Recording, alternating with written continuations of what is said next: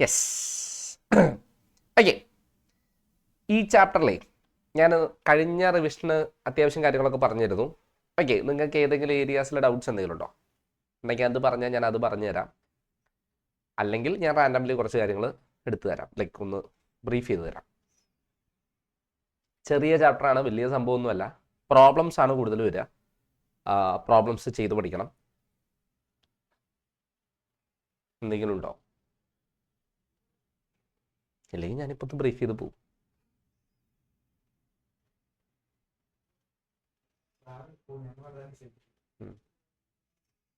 Sheethala D and എഫിൻ്റെ doubt ചോദിച്ചത് ശീതളാണോ? ഈ ശീതളാണോ? ആണെങ്കിൽ ടാറ്റാന്ന്. ഞാൻ വേണമെങ്കിൽ ആ ക്വസ്റ്റ്യൻ ഇപ്പം ഇതിൻ്റെ ഇടയിൽ കൂടെ സോൾവ് ചെയ്ത് തരാം. ഞാൻ വോയിസ് അയക്കണ്ടേ, ഇതിനേക്കാൾ നല്ലതല്ലേ?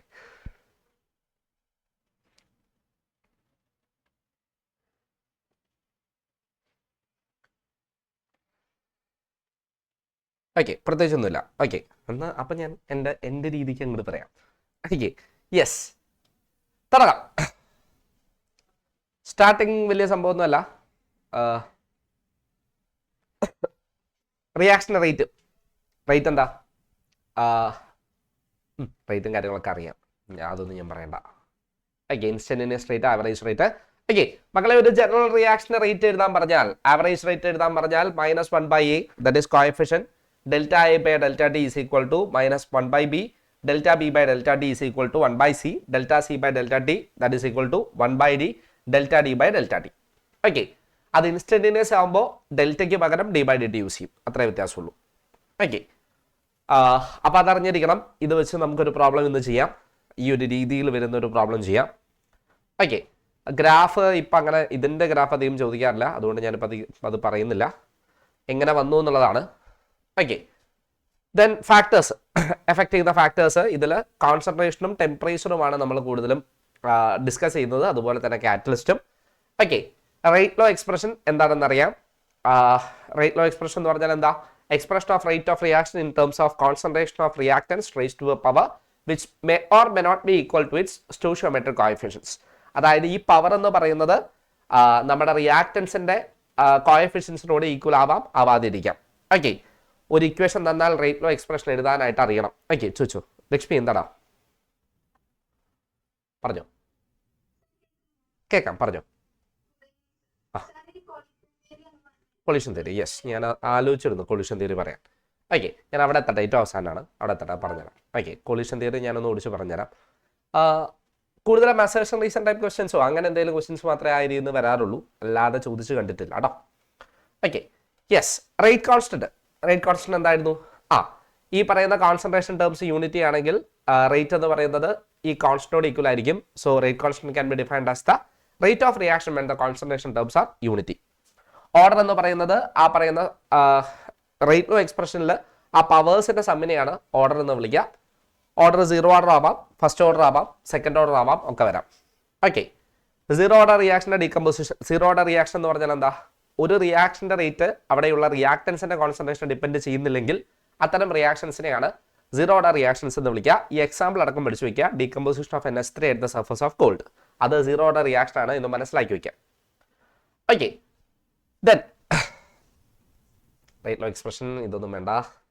യൂണിറ്റ് എല്ലാം കൂടെ ഒരു ടേബിൾ, ഈ ഇക്വേഷൻ മാത്രം പഠിച്ചു വെച്ചാലും മതി. ഓക്കെ, മോളിക്യുലാരിറ്റി വലിയ ഇമ്പോർട്ടൻ്റ് ഒന്നുമല്ല മോളിക്യുലാരിറ്റി എന്ന് പറയുന്ന കോൺസെപ്റ്റ്. ഓക്കെ, എലമെന്ററി റിയാക്ഷൻ, ഒരു റിയാക്ഷൻ ഒരു സ്റ്റെപ്പിൽ നടക്കുകയാണെങ്കിൽ അതാണ് എലമെന്ററി റിയാക്ഷൻ. ഒന്നിലധികം സ്റ്റെപ്പിൽ നടക്കുകയാണെങ്കിൽ അതാണ് കോംപ്ലക്സ് റിയാക്ഷൻ. ഓക്കെ, അതിൽ സ്ലോവസ്റ്റ് സ്റ്റെപ്പിനെയാണ് റേറ്റ് ഡിറ്റർമിനിങ് സ്റ്റെപ്പ് എന്ന് വിളിക്കാം. ഈ H2O2ന്റെ കേസ് ഞാൻ തന്നിരുന്നു കഴിഞ്ഞ റിവിഷൻ ക്ലാസ്സിൽ, ഓർമ്മയുണ്ടോ? ഉണ്ടെങ്കിൽ ടാറ്റേ. യെസ്, തന്നിരുന്നു. ഇത് പഠിക്കണേ. ഓക്കെ, ഇത് പഠിക്കണേ, ഇതേ എക്സാമ്പിൾ വെച്ച് പഠിക്കണേ. ഓക്കെ, ഓർഡർ മോളിക്യുലാരിറ്റി തമ്മിലുള്ള ഡിഫറൻസ് സ്റ്റേറ്റിന് ചോദിക്കാറുണ്ട്, നിങ്ങൾക്ക് ചോദിക്കാറൊന്നുമില്ല. 0 ഓർഡർ റിയാക്ഷനെയും ഫസ്റ്റ് ഓർഡർ റിയാക്ഷൻ്റെയും ഇക്വേഷൻ പഠിക്കുന്നതിൻ്റെ ഒപ്പം ഡെറിവേഷൻ കൂടെ ഒന്ന് വായിച്ചു പൊക്കോ. ഓക്കെ, ഒരു തവണ ചോദിച്ചിട്ടുണ്ട് ഫസ്റ്റ് ഓർഡർ റിയാക്ഷൻ്റെ ഇൻ്റഗ്രേറ്റഡ് റേറ്റ് ഇക്വേഷൻ ഡിറൈവ് ചെയ്യാനായിട്ട്. ഓക്കെ, 2017 പിന്നെ ഒരു 2013 മറ്റും 2 തവണ ചോദിച്ചിട്ടുണ്ട്. അപ്പോൾ ഡെറിവേഷനും കൂടെ പഠിച്ചോ, ഇക്വേഷൻ മാത്രമായിട്ട് പഠിക്കണ്ട. ഓക്കെ, ദെൻ ഗ്രാഫ് ഞാൻ പറഞ്ഞിരുന്നു, വളരെ ഇമ്പോർട്ടൻ്റ് ആണ്. പല രീതിയിൽ ഗ്രാഫ് ഞാൻ റെപ്രസെൻറ്റ് ചെയ്ത് തന്നു, അതെല്ലാം ഇമ്പോർട്ടൻ്റ് ആണ്. ഫസ്റ്റ് ഓർഡർ റിയാക്ഷൻ്റെയും ഇക്വേഷനും ഗ്രാഫും, ഈ ഇക്വേഷനും അതായത് എന്താ പറയുക, നാച്ചുറൽ ലോഗുള്ള ഇക്വേഷനും കോമൺ ലോഗുള്ള ഇക്വേഷനും പഠിച്ചു വയ്ക്കണം. രണ്ടും നമുക്ക് ആവശ്യമുണ്ട്. അതിൻ്റെ ഗ്രാഫ് ഇതിൻ്റെ ഗ്രാഫ് തന്നെ നമ്മൾ വരയ്ക്കുന്ന ഗ്രാഫ് എല്ലാം ഡിക്രീസിങ് ആണ്. ഇൻക്രീസിങ് ഗ്രാഫ് വരുന്ന കേസ് കഴിഞ്ഞ ക്ലാസ്സിൽ ഡിസ്കസ് ചെയ്തിട്ടുണ്ട്, അതും നോക്കണം. പിന്നെ സീറോ ഓർഡറിനെയും ഫസ്റ്റ് ഓർഡറിനെയും ഗ്രാഫ് തമ്മിൽ കണ്ടുപിടിക്കാനുള്ള മാർഗം ഫസ്റ്റ് ഓർഡറിൽ ലോഗ് ഉണ്ടാവും, സീറോ ഓർഡറിൽ ലോഗ് ഉണ്ടാവില്ല. ഹാഫ് ലൈഫ് പകുതിയാവാൻ, അതായത് റിയാക്ടന്റിന്റെ കോൺസെൻട്രേഷൻ പകുതിയാവാൻ എടുക്കുന്ന സമയമാണ് ഹാഫ് ലൈഫ്. അത് സീറോ ഓർഡർ റിയാക്ഷന്റെ ഹാഫ് ലൈഫ് എന്ന് പറയുന്നത് R0/2K ആണ്. R0 എന്ന് പറഞ്ഞ ഇനീഷ്യൽ കോൺസെൻട്രേഷൻ ആണ്. നേരെ മറിച്ച് ഫസ്റ്റ് ഓർഡർ റിയാക്ഷന്റെ ടി ഹാഫ് എന്ന് പറയുന്നത് 0.693/K ആണ്. Okay, 0.693/K.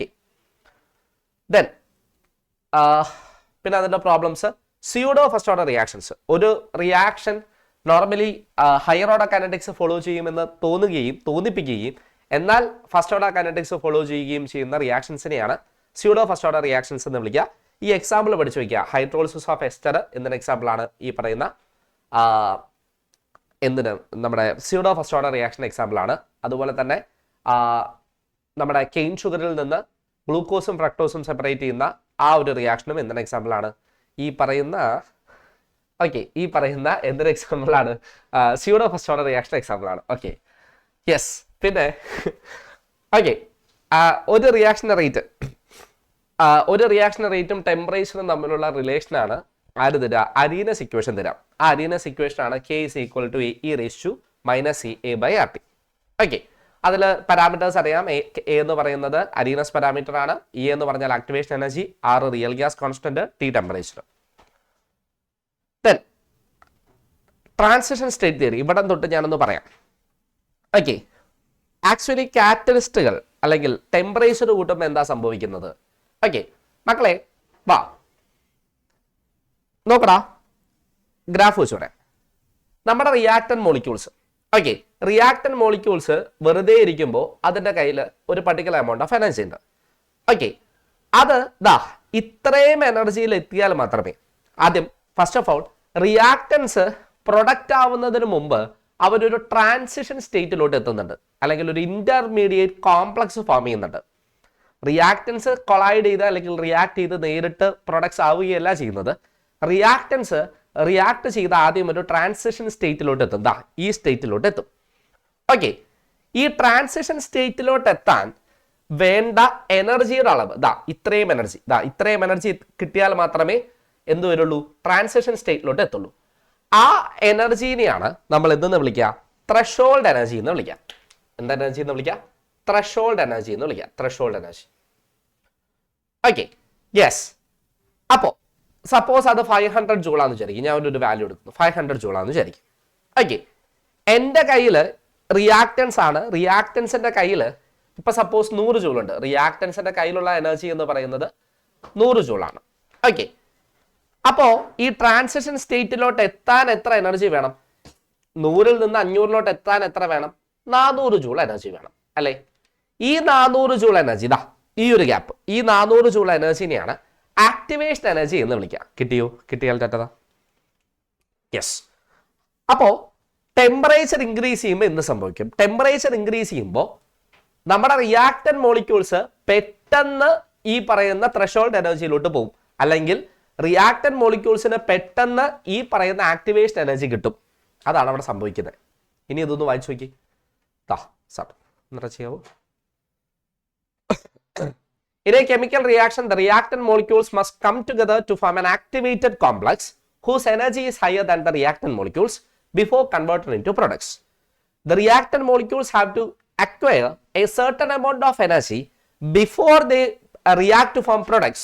This extra amount of energy is called as activation energy. ആ എക്സ്ട്രാ എനർജിനെയാണ് ആക്ടിവേഷൻ എനർജി എന്ന് വിളിക്കുക. ഓക്കെ, ഇനി എന്താ ത്രെഷോൾഡ് എനർജി? ഈ പറയുന്ന റിയാക്ടൻസ് അക്യൂർ ചെയ്യേണ്ട മിനിമം എനർജി, പ്രൊഡക്റ്റായി മാറണമെങ്കിൽ റിയാക്ടൻസിന് വേണ്ട മിനിമം എനർജിനെയാണ് ത്രെഷോൾഡ് എനർജി എന്ന് വിളിക്കുക. ടെമ്പറേച്ചർ ഇൻക്രീസ് ചെയ്യുമ്പോൾ ആക്ടിവേഷൻ എനർജി ഉള്ള മോളിക്യൂളുകളുടെ എണ്ണം കൂടും, അതുപോലെ റേറ്റ് ഓഫ് റിയാക്ഷനും കൂടും. സെറ്റല്ലേ? ഒന്ന് തമ്പന്നെ ഉള്ള ആൾക്കാരൊന്നും തമ്പന്നെ. യെസ്. ഓക്കെ, ദെൻ അങ്ങനെയാണെങ്കിൽ ആക്ടിവേഷൻ എനർജി വെച്ച് കൊണ്ടൊരു പ്രോബ്ലം വളരെ ഇമ്പോർട്ടൻ്റ് ആണ്. അപ്പൊ അതുകൊണ്ട് ആക്ടിവേഷൻ എനർജിയുടെ ഇക്വേഷൻ K = E⁻⁻⁴T ആണ്. ഓക്കെ, ഞാൻ അതിന്റെ രണ്ട് സൈഡിലും ലോഗ് എടുക്കുന്നു. അപ്പോൾ log K = log of A E raise to minus E A by R T എന്ന് വരും. ഓക്കെ, മൾട്ടിപ്ലിക്കേഷൻ ആണ്. ലോഗ് എ ബി എന്ന് പറഞ്ഞാൽ log A plus log B ആണ്. അപ്പൊ നമുക്ക് അതെങ്ങനെ എഴുതാം? Log K is equal to log A plus log E raise to minus E A by R T എന്ന് എഴുതാം. Okay, log of E raise to X എന്ന് പറഞ്ഞാൽ എക്സ് ആണ് അല്ലെ? Log of E raise to X അത് opposite function ആണ്. Okay, like നിങ്ങൾ പഠിക്കാറല്ലോ മാത്സിൽ.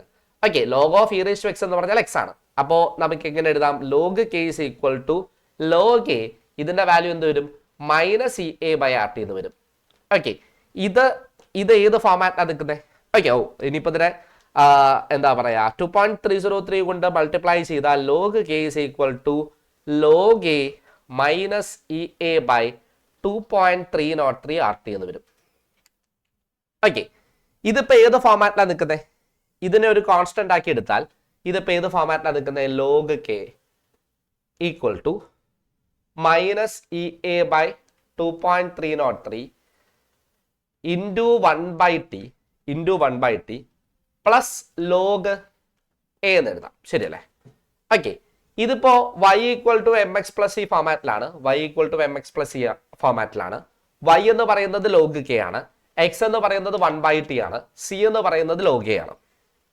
Okay, yes. അപ്പോ ഇവിടുത്തെ സ്ലോപ്പ് എന്തായി വരും? സ്ലോപ്പ് എന്ന് പറയുന്നത് slope M is equal to minus E A by 2.303 എന്ന് കിട്ടും. ഓക്കെ, അതായത് ഇതുപോലെ ഗ്രാഫ് വരയ്ക്കുവാണെങ്കിൽ ലോഗ് കെയും 1/tയും, യെസ് മക്കളെ, M equal to E A by 2.303 ഇടാം. 1/tയും ലോഗ് കെയും വെച്ചുകൊണ്ട് ഒരു ഗ്രാഫ് വരച്ചാൽ ആ ഗ്രാഫ് ഡിക്രീസിങ് ഗ്രാഫാ, കാരണം സ്ലോപ്പ് നെഗറ്റീവാ. ഗ്രാഫ് വരച്ചാൽ ആ ഗ്രാഫിലെ സ്ലോപ്പ് എന്ന് പറയുന്നത് മൈനസ് ഇ എ ബൈ 2.303 ആറായിരിക്കും. ഇവിടെ ആറായിരിക്കും. Okay, yes. അപ്പൊ ഇതിൽ നിന്ന് ആക്ടിവേഷൻ എനർജി കിട്ടാൻ activation energy is equal to negative slope into that is M into 2.303 ആണ്. ഇങ്ങനെ കൊടുക്കാം. ഗ്രാഫിക്കലി കണ്ടുപിടിക്കാം, കുഴപ്പമില്ലല്ലോ. ചോദിച്ചിട്ടില്ല, പക്ഷെ ഇടയ്ക്ക് ഒരു 1 മാർക്ക് ക്വസ്റ്റൻ ഒക്കെ ആയിട്ട് വേണമെങ്കിൽ ചോദിക്കാം. നല്ലൊരു ചോദ്യമാണ്.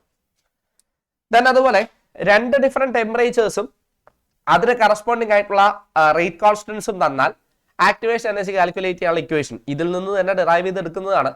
നമ്മുടെ അരീനസ് ഇക്വേഷനിൽ നിന്ന് തന്നെ ഡിറൈവ് ചെയ്തെടുക്കുന്നതാണ്. ഡെറിവേഷൻ വേണ്ട, നിങ്ങൾ ആ ഇക്വേഷൻ ബൈ ഹാർട്ട് ചെയ്താൽ മതി. Log K2 by K1 equal to EA by 2.303 R T2 minus T1 by T1 D2. അല്ലെങ്കിൽ അതിനെ 1/T1 into 1/T2 എന്നും എഴുതാറുണ്ട്.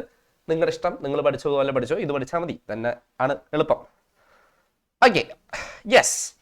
ദെൻ നിങ്ങൾ പറഞ്ഞ സാധനം എഫക്ട് ഓഫ് കാറ്റലിസ്റ്റ്, ഇതൊക്കെ ഒന്ന് വായിച്ചു നോക്കിക്കോ. 1 മാർക്ക് ക്വസ്റ്റൻ ആയിട്ട് ചോദിക്കാറുണ്ട്. ഓക്കെ, ഒരു കാറ്റലിസ്റ്റ് ഒരിക്കലും എന്ത് ചെയ്യില്ല. കാറ്റലിസ്റ്റ് എന്ന് പറഞ്ഞാൽ എന്താ? It is A substance which alters the rate of reaction without undergoing any permanent change. Okay, ഒരു റിയാക്ഷനിൽ പ്രത്യേകിച്ച് ചേഞ്ച് ഒന്നും വരാതെ, അതായത് ഇനീഷ്യലി അത് എങ്ങനെയാണോ ഇരുന്നിരുന്നത് അതുപോലെ തന്നെ അത് ഫൈനലിയും ഉണ്ടാവും. ഓക്കെ, റിയാക്ഷനിൽ ഇൻവോൾവ് ആവാത്ത ഒരു സാധനമാണ് കാറ്റലിസ്റ്റ് എന്ന് പറയുന്നത്. കാറ്റലിസ്റ്റ് എങ്ങനെയാണ് ഒരു റിയാക്ഷന്റെ സ്പീഡിനെ ഓൾട്ടർ ചെയ്യുന്നത്? ഞാൻ യൂസ് ചെയ്യുന്ന വേർഡ് ഓൾട്ടറിംഗ് എന്നാണ്, സ്പീഡ് കൂട്ടലല്ല. എല്ലാ സമയത്തും കാറ്റലിസ്റ്റ് എന്ന് പറഞ്ഞാൽ കാറ്റലിസ്റ്റിന്റെ പണി സ്പീഡ് കൂട്ടലല്ല, ചില സമയത്ത് കുറയ്ക്കുകയും ചെയ്യും. അപ്പോ കാറ്റലിസ്റ്റ് എന്താ ചെയ്യുക? ആക്ടിവേഷൻ എനർജി കുറഞ്ഞ ഒരു പാത്ത് സജസ്റ്റ് ചെയ്യാണ് അല്ലെങ്കിൽ കൊടുക്കുകയാണ് ചെയ്യുക. ഓക്കെ, റിവേഴ്സിബിൾ റിയാക്ഷൻസ്, ഇക്വിലിബ്രിയത്തിലിരിക്കുന്ന റിവേഴ്സിബിൾ റിയാക്ഷൻസിനെ എന്ത് ചെയ്യാൻ പറ്റില്ല?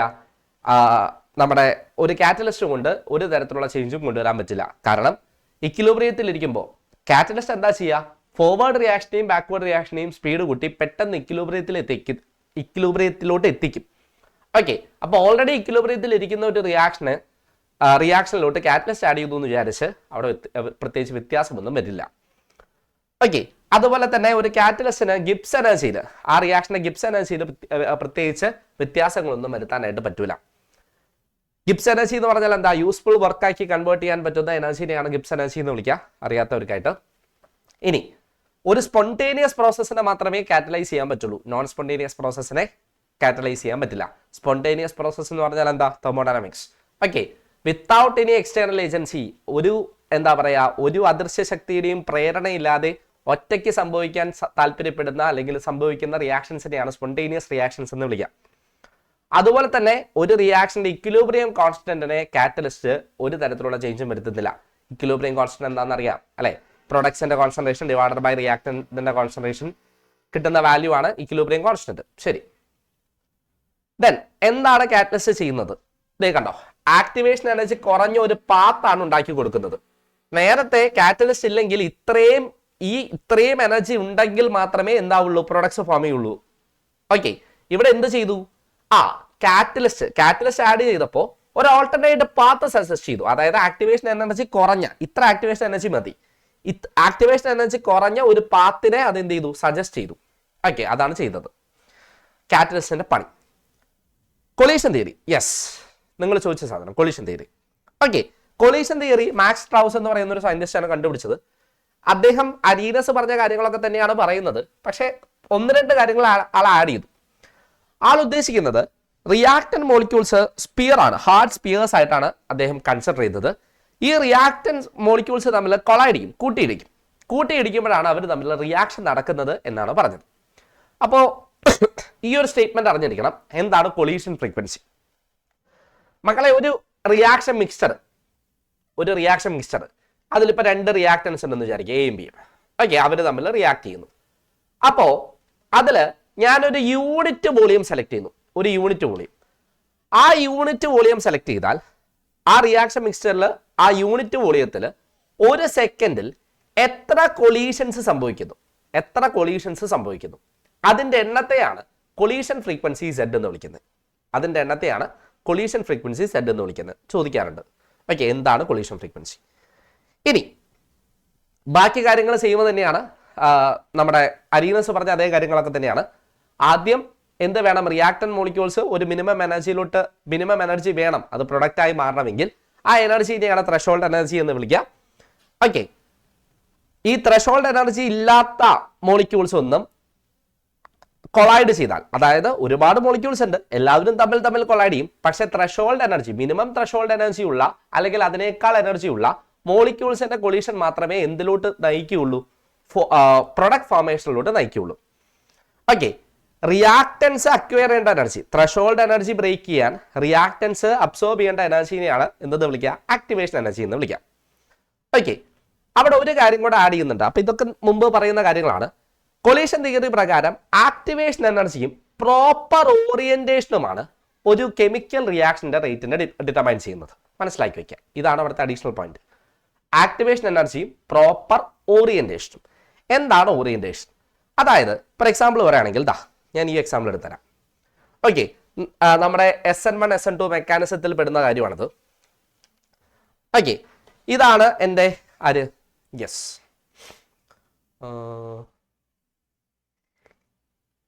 ആരാവന്ത് ഹിറ്റ് ചെയ്യുന്ന ചോദിച്ചല്ലേ. ഓക്കെ, യെസ്, എൻ്റെ മോളിക്യൂള് ഇപ്പൊ സപ്പോസ് CH3Br ആണ് എൻ്റെ മോളിക്യൂള്. ഓക്കെ, യെസ്, ഈ മോളിക്യൂളിലോട്ട് ന്യൂക്ലിയോഫൈലായ OH- വന്ന് അറ്റാക്ക് ചെയ്യാന്ന് വിചാരിക്കും. ഓക്കെ, അപ്പോൾ വേണ്ട, ഞാൻ OH- ഇവിടെ വരയ്ക്കും. ഓക്കെ, OH- എവിടെയാ വന്ന് അറ്റാക്ക് ചെയ്യാത്ത? ഈ ബാക്ക് സൈഡിലാണ് വന്ന് അറ്റാക്ക് ചെയ്യുക. ബാക്ക് സൈഡിൽ വന്ന് അറ്റാക്ക് ചെയ്യുമ്പോൾ ആര് പോകുന്നു? ഫ്രണ്ടിൽ നിന്ന് Pr- പോകുന്നു, SN2 മെക്കാനിസം. ഓക്കെ, OH- വന്ന് ഹിറ്റ് ചെയ്യുന്നു, അതേസമയം ഫ്രണ്ടിൽ നിന്ന് Br- പോകുന്നു. ഇങ്ങനെയാണ് പ്രൊഡക്റ്റ് ഉണ്ടാവുക. പ്രൊഡക്റ്റ് എങ്ങനെയായിരിക്കും? പ്രൊഡക്റ്റ് ഇങ്ങനെയായിരിക്കും ഉണ്ടാവുക. യെസ്, ഇങ്ങനെയായിരിക്കും പ്രൊഡക്റ്റ് ഉണ്ടാവുക. ഓക്കെ, മോളിക്യൂള്, അപ്പൊ മോളിക്യൂൾ ഇങ്ങനെ ഇരിക്കണം. ബ്രോമിൻ ഫ്രണ്ടിലോട്ടും ഹൈഡ്രജന്റെ പാർട്ട് ബാക്കിലോട്ടും വരുന്ന രീതിയിൽ നിൽക്കുന്ന മോളിക്യൂൾസിനെയാണ് OH- അറ്റാക്ക് ചെയ്യുക. ഇതാണ് പ്രോപ്പർ ഓറിയന്റേഷൻ കൊണ്ട് ഉദ്ദേശിക്കുന്നത്. ഓക്കെ, അപ്പൊ ഇവിടെ പ്രൊഡക്റ്റ് ഫോം ചെയ്തു. ഇനി നേരെ മറിച്ച് മോളിക്യൂൾ ഇങ്ങനെയാണ് നിൽക്കുന്നതെങ്കിൽ, അതായത് ബ്രോമിനെയാണ് ഫേസ് ചെയ്ത് നിൽക്കുന്നതെങ്കിൽ, OH- ഇവിടെ നിൽക്കുന്നു, ഫ്രണ്ട് സൈഡിൽ നിൽക്കുന്നത് ബ്രോമിൻ ആണെങ്കിൽ, ഇവരെ തമ്മിൽ കൂട്ടിയടിച്ചാൽ റിയാക്ഷൻ നടക്കുമോ? റിയാക്ഷൻ നടക്കില്ല, പ്രൊഡക്ട്സ് ഉണ്ടാവില്ല. ഓക്കെ, കാരണം എന്തല്ല? ഓറിയന്റേഷൻ പ്രോപ്പർ അല്ല. ഓക്കെ, SN2 മെക്കാനിസം നടക്കണമെങ്കിൽ OH- എവിടെ വന്ന് ഹിറ്റ് ചെയ്യണം? ഈ ഹൈഡ്രജൻ ആറ്റങ്ങളാൽ ചുറ്റപ്പെട്ട ഈ ഒരു സൈഡിൽ, കാർബണിന്റെ ഈ സൈഡിൽ വന്ന് അറ്റാക്ക് ചെയ്യണം. എന്നാൽ മാത്രമേ പ്രൊഡക്റ്റ് കിട്ടുള്ളൂ. ഓപ്പോസിറ്റ് ആണെങ്കിൽ പ്രൊഡക്റ്റ് ഉണ്ടാവില്ല. ഇതിനെയാണ് പ്രോപ്പർ ഓറിയന്റേഷൻ കൊണ്ട് ഉദ്ദേശിക്കുന്നത്. ഓറിയന്റേഷൻ കൊണ്ട് ഉദ്ദേശിക്കുന്നത് ദാ ഈ സാധനം കണ്ടോ. പ്രോപ്പർ ഓറിയന്റേഷൻ ആണെങ്കിൽ പ്രൊഡക്റ്റ്, ഇംപ്രോപ്പർ ഓറിയന്റേഷൻ ആണെങ്കിൽ പ്രൊഡക്ട്സ് ഉണ്ടായില്ല, പ്രോപ്പർ ഓറിയന്റേഷൻ ആണെങ്കിൽ പ്രൊഡക്ട്സ് ഉണ്ടായി. ഓക്കെ, അപ്പൊ ആക്ടിവേഷൻ എനർജി മാത്രമല്ല പ്രോപ്പർ ഓറിയന്റേഷൻ കൂടെ എഫക്റ്റീവ് ആവണം, വേണം ഒരു പ്രൊഡക്റ്റ് ഫോം ചെയ്യാൻ എന്നാണ് ഇത് പറയുന്നത്. അങ്ങനെയാണെങ്കിൽ നമുക്ക് ഈ പറഞ്ഞ കാര്യങ്ങളെല്ലാം കൂടെ എന്ത് ചെയ്യാം, ജോയിൻ ചെയ്യാം. മോളിക്യൂൾസ് തമ്മിൽ കൊളൈഡ് ചെയ്യുമ്പോഴാണ് പ്രൊഡക്റ്റ് ഉണ്ടാവുക. ആ കൊളൈഡ് ചെയ്യുന്ന മോളിക്യൂൾസിന് എന്തുണ്ടാവണം, സഫിഷ്യന്റ് കൈനറ്റിക് എനർജി ഉണ്ടാവണം, ദാറ്റ് ഈസ് ആക്ടിവേഷൻ എനർജി ഉണ്ടാവണം, പ്രോപ്പർ ഓറിയന്റേഷൻ ഉണ്ടാവണം. അങ്ങനെയുള്ള മോളിക്യൂൾസ് തമ്മിൽ കൊളൈഡ് ചെയ്യുമ്പോൾ അവിടെയുള്ള ബോണ്ടുകൾ ബ്രേക്ക് ചെയ്യുകയും പുതിയ ബോണ്ടുകൾ ഉണ്ടാവുകയും അത്തരത്തിൽ പുതിയ മോളിക്യൂൾസ് ഉണ്ടാവുകയും ചെയ്യും, പുതിയ പ്രൊഡക്ട്സ് ഉണ്ടാവുകയും ചെയ്യും. ഇത്തരത്തിലുള്ള കൊളീഷൻസ്, അപ്പൊ 100 കൊളീഷൻ നടന്നാൽ ചിലപ്പോൾ അതിൽ 10 കൊളീഷൻ മാത്രമേ ഇതുപോലെയുള്ള എല്ലാ കണ്ടീഷനും സാറ്റിസ്ഫൈ ചെയ്യുന്നുള്ളൂ. അത്തരം കൊളീഷൻസിനെയാണ് എഫക്റ്റീവ് കൊളീഷൻസ് എന്ന് വിളിക്കാം. അങ്ങനെയാണെങ്കിൽ ഒരു റിയാക്ഷന്റെ റേറ്റും അതുപോലെ തന്നെ എന്താ പറയാ, നമ്മുടെ ടെമ്പറേച്ചറും തമ്മിലുള്ള റിലേഷൻ കൊളീഷൻ തിയറിയുടെ പ്രകാരം കൊണ്ടുവന്നതാണ് ഈ equation R is equal to ZE raised to minus EA/RT. Okay, R എന്ന് പറഞ്ഞാൽ റേറ്റ് ഓഫ് റിയാക്ഷൻ ആണ്, Z എന്ന് പറഞ്ഞാൽ നമ്മുടെ കൊളീഷൻ ഫ്രീക്വൻസി ആണ്, മൈനസ് EA ആക്ടിവേഷൻ എനർജി ആണ്, R എന്ന് പറഞ്ഞാൽ real gas constant, T temperature. കുഴപ്പമില്ലല്ലോ, ഓക്കെ ആണെങ്കിൽ തെറ്റതാ. ചോദിച്ചാള് ലക്ഷ്മി ഓക്കെ ആണോടാ, ഇനി എന്തെങ്കിലും ഉണ്ടാവും? ഇല്ല, എന്തെങ്കിലും ഉണ്ടെങ്കിൽ ചോദിക്കാം. ഇല്ല, ഫൈൻ, സെറ്റ്. സോ എടുത്ത് പഠിച്ചോട്ടോ. Okay, thank you. ചാപ്റ്റർ കഴിഞ്ഞു, ഇത്രേ ഉള്ളൂ. ശീതളേ മോളെ,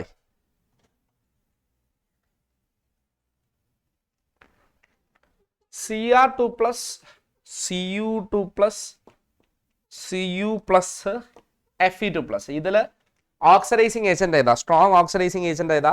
സ്ട്രോങ് റെഡ്യൂസിങ് ഏജന്റ് ഏതാ? ഇതല്ലേ ചോദ്യം. ഓക്കെ, മോള് ചോദിച്ച ചോദ്യം ഇതല്ലേ? ഒന്നാണ് പറ്റിയത്. Yes, fine. Okay, yes. അപ്പോൾ ഫസ്റ്റ് ഓഫ് ഓൾ ഇപ്പോൾ സ്ട്രോങ് റെഡ്യൂസിങ് ഏജന്റ്, ഈ ക്വസ്റ്റ്യൻ സ്ട്രോങ് റെഡ്യൂസിങ് ഏജന്റ് ആണ്. സ്ട്രോങ് റെഡ്യൂസിങ് ഏജന്റ് ആണെന്ന് വിചാരിക്കും. Strong reducing agent. Okay, reducing ഏജന്റിന് എന്ത് സംഭവിക്കും? ഓക്സിഡേഷൻ സംഭവിക്കും.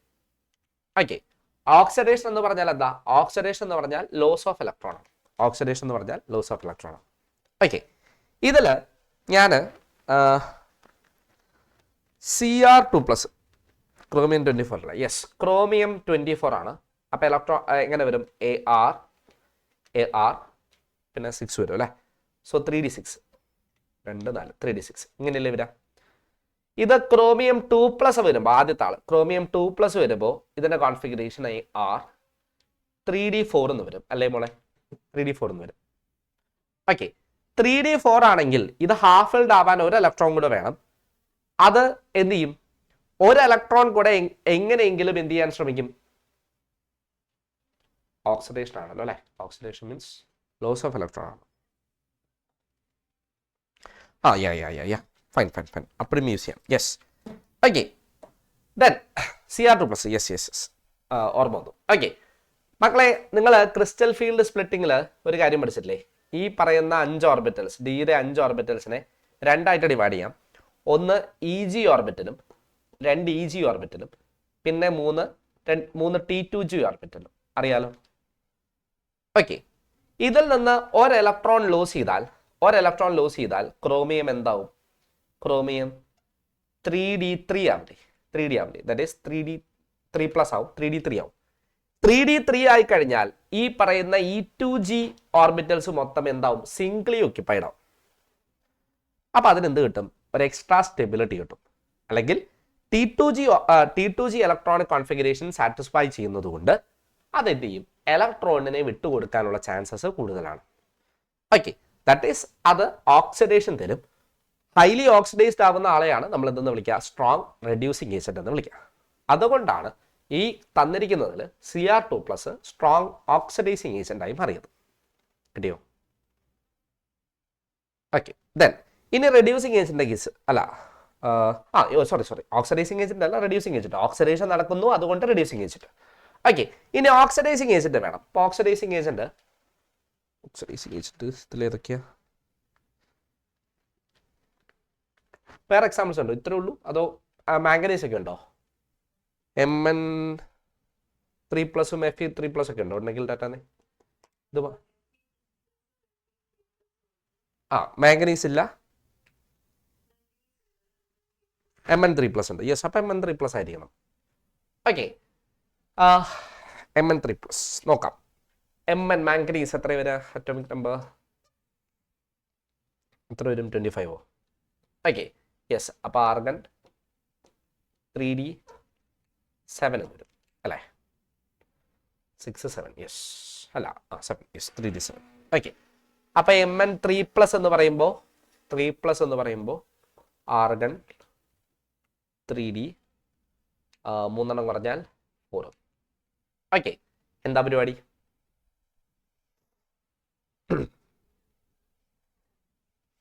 യെസ്, ഒരു ഇലക്ട്രോണിക് ഗെയിൻ ചെയ്യും അല്ലേ? 3d4 ആണ്. 3d4 ആയതുകൊണ്ട് അതെന്ത് ചെയ്യും? ഒരു ഇലക്ട്രോണിനെ ഗെയിൻ ചെയ്യും അല്ലേ? ഒരു ഇലക്ട്രോണിനെ ഗെയിൻ ചെയ്ത് 3d5 ആക്കാൻ നോക്കും. 3d5 ആക്കാൻ നോക്കും. ഓക്കെ, 3d5 ആവും. ഒരു ഇലക്ട്രോണിനെ ഗെയിൻ ചെയ്ത് കഴിഞ്ഞാൽ അതെന്താവും? Mn 2+ ആവും. റെഡ്യൂസ് ചെയ്ത് 2+ ആവും. ഓക്കെ, സോ ഇലക്ട്രോണിനെ ഗെയിൻ ചെയ്യുന്നു. ഗെയിനിങ് ഓഫ് ഇലക്ട്രോൺ, അതായത് അതിന് റിഡക്ഷൻ സംഭവിക്കും. അതുകൊണ്ട് അതൊരു സ്ട്രോങ് ഓക്സിഡൈസിങ് ഏജന്റ് ആണ്. ഓക്കെ, ഈ രണ്ട് കേസസ് എക്സാമ്പിൾ ആയിട്ട് പഠിക്കുക. Mn3+ന്റെയും പിന്നെ ഇതിൻ്റെയും Cr2+ന്റെയും. Cr2+ എപ്പോഴും E2G എന്താ പറയുക, E2G കോൺഫിഗറേഷൻ ഫില്ല് ചെയ്യുന്നത് കൊണ്ട് അതൊരു സ്ട്രോങ് റെഡ്യൂസിങ് ഏജന്റ് ആയിട്ടാണ് ആക്ട് ചെയ്യുക. Mn3+ നേരെ മറിച്ച് Mn2+ ആയിട്ട് കൺവേർട്ട് ചെയ്യും. That is strong oxidising agent ആയിട്ടാണ് വർക്ക് ചെയ്യുക. ഓക്കെ ആണോ? ഓക്കെ, അശ്വതി എന്ത് പറ്റി?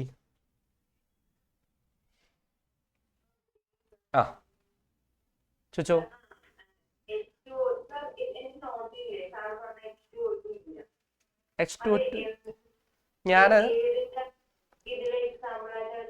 ഞാൻ കഴിഞ്ഞ റിവിഷൻ ക്ലാസ്സിന് ഈ സ്റ്റഡി സർക്കിളിലാണ് അത് തന്നത്. നോട്ട് ഞാനല്ലല്ലോ ക്ലാസ് എടുത്തത്. ഓക്കെ, അതായത് അത് നോക്കട്ടെ, എൻ്റെ കയ്യിൽ നോട്ട് ഉണ്ടെങ്കിൽ ഞാനിപ്പോൾ തന്നെ തരാം.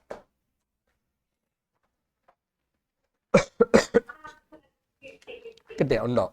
Okay, yes. അല്ല, അത് നോക്കി വെച്ചോ. അത് വെച്ചിട്ട് ഒരു ക്വസ്റ്റ്യൻ വന്നിട്ടുണ്ട് മുമ്പ് എപ്പോഴും, അതുകൊണ്ട് പറഞ്ഞതാ. അത് മിസ് ചെയ്യേണ്ടെന്ന് വിചാരിച്ച് പറഞ്ഞതാ. ഓക്കെ, യെസ്, ഓക്കെ, പഠിച്ചോ.